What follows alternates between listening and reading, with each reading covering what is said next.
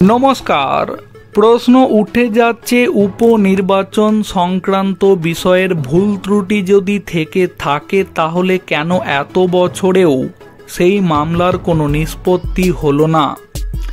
जेखाने आर 10 मासो 2026 पश्चिमबंग विधानसभा भोट होते बाकी नेই सेखाने तार आगे यदि 2021 विधानसभा भोट संक्रांत विषयेर भूल थाके ताहले साधारण जनगणेर काछे तो एई भोट नामक शब्दटा सम्पर्के विश्वासई उठे जाबे। राज्य जुड़े जखन 2026 विधानसभा निर्वाचनेर प्रस्तुति चलछे ठीक तखन आबारो आलोचनाय उठे एलो भवानीपुर विधानसभा केंद्र।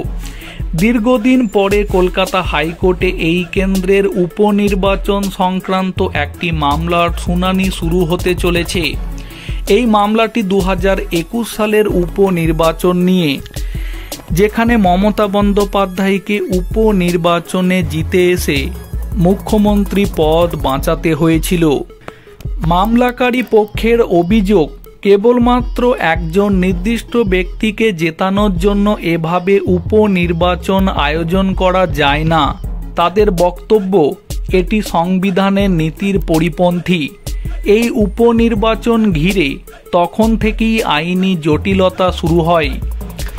সেই সময়কার পরিস্থিতির পরিপ্রেক্ষিতে রাজ্যের তৎকালীন মুখ্য সচিব একটি বিজ্ঞপ্তি জারি করে জানান যে যদি ভবানীপুর কেন্দ্রে উপনির্বাচন না হয় তাহলে রাজ্যে সাংবিধানিক সংকট তৈরি হতে পারে। এই বিজ্ঞপ্তির বিরোধিতা করে আইনজীবী সায়ন বন্দ্যোপাধ্যায় কলকাতা হাইকোর্টে একটি মামলা দায়ের করেন। 2021 সালের নভেম্বরে তৎকালীন প্রধান বিচারপতি প্রকাশ শ্রীবাস্তবের ডিভিশন বেঞ্চ মামলাটির শুনানিতে নির্দেশ দেন যে মামলাটিকে নতুন করে নথিভুক্ত করতে হবে। এই আইনি প্রক্রিয়ার কারণে দীর্ঘদিন মামলাটির অগ্রগতি আটকে ছিল। অবশেষে 2025 সালে সেই প্রক্রিয়া শেষ হয়েছে এবং মামলাটি নতুন করে কলকাতা হাইকোর্টে দায়ের করা হয়েছে।